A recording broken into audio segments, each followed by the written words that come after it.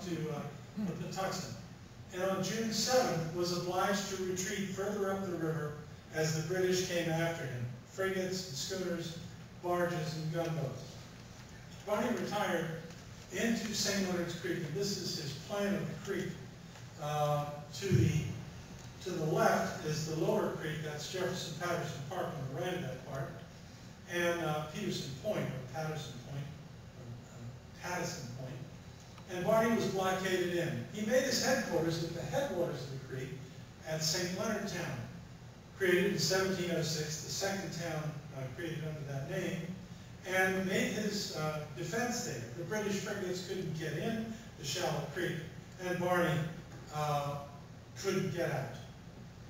On June 8th, 9th, and 10th, the first battle of St. Leonard Creek commenced and ended.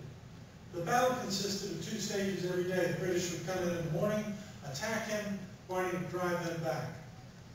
That afternoon, more reinforced British, they would come in with their bands of music playing up the creek and would be driven back. More and more British each time. Barney had the benefit of some landsmen and Marines, and he had the questionable benefit of the Calvert County Militia under Colonel Michael Taney, the brother of Roger Brooke Taney, who ultimately was a traitor, selling horses to the British to preserve his estate, which still stands. The British would come in and be repelled every time. On June 10th, the culmination of the battle was fought, however, when the British came up, hoping to draw Barney out into the open, a planned retreat, and they had stationed HMS St. Lawrence, a schooner, formerly a privateer called the Atlas, captured at Ocracoke, right off of the entrance, and we'll show you, off of Jefferson Patterson Park. The Americans took the bait and charged down on the British, and this is not quite an accurate reproduction, but it'll serve, charged down on the British, and they fell back in absolute chaos. The planned retreat failed as a retreat. The St. Lawrence ran aground and was abandoned, and we were almost at the point of destroying her when the British frigate guns opened up. Our ships were now exposed and were forced to retire. They retired under this point of land in the second part that you can see there, under that point of land, and the British landed their Marines on that point of land and fired down these cliffs on the Americans, and we were forced to retire. The second battle had ended, the first battle had ended as a standoff. The British couldn't make us come out, and we couldn't get intact. But we were a force in being, and all but 2 ships in the Chesapeake, enemy ships, were brought here to the Patuxent. So we were diverting the depredations elsewhere. Captain Barry decided he was going to make the Americans come out and make their government make them come out by conducting raids up and down the Patuxent River. And these decimating raids were absolutely horrific. Everything that fell in his way was captured, and the principal goal was tobacco. Benedict, towns all up and down, private estates were raided, tobacco, millions of dollars in tobacco were hauled off.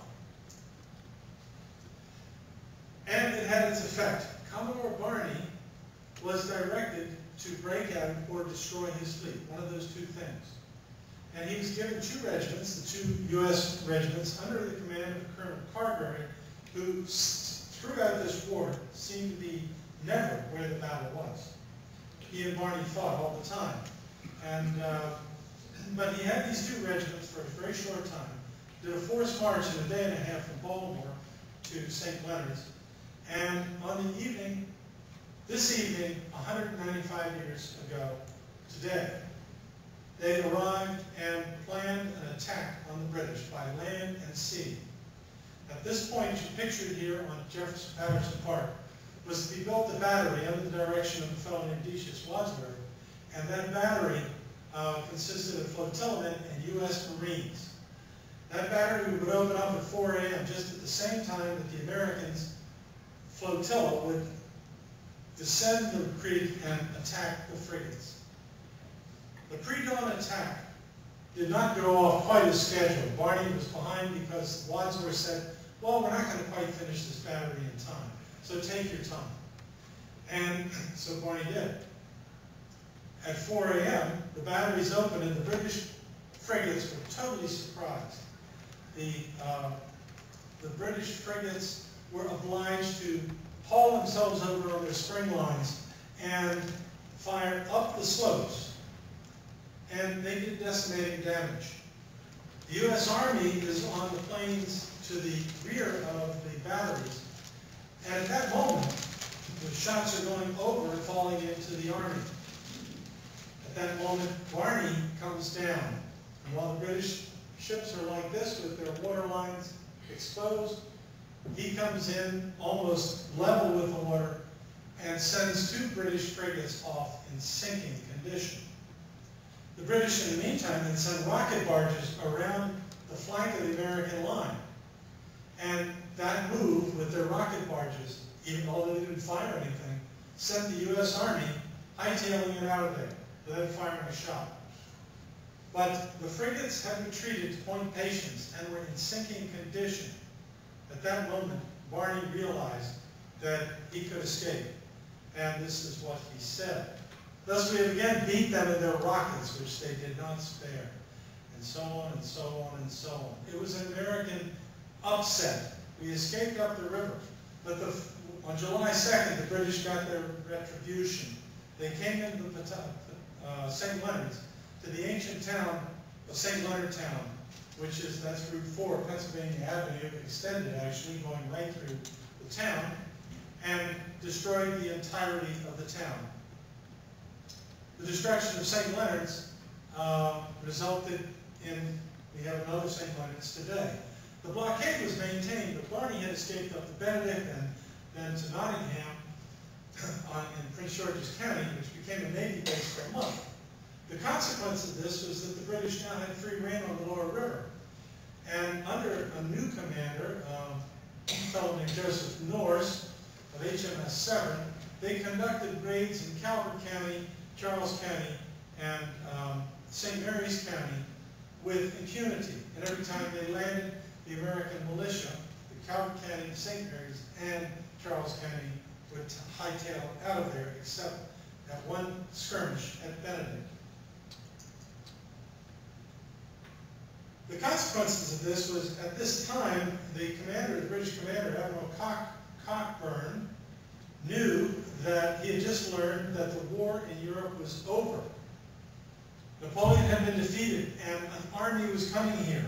The army was coming, an army of invasion, and he was going to prepare. He suggested that there was no place better in the United States of America to invade than the town of Benedict. It had all the adequate topography. It was at the headwaters of deep water navigation for the British frigates.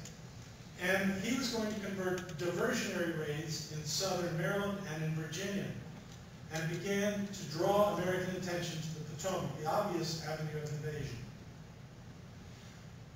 The fleet that came over, 44, 46 ships, I forget the exact number, the commanders of this fleet were Nelson's band of brothers. These are the best seamen on the planet, except our own.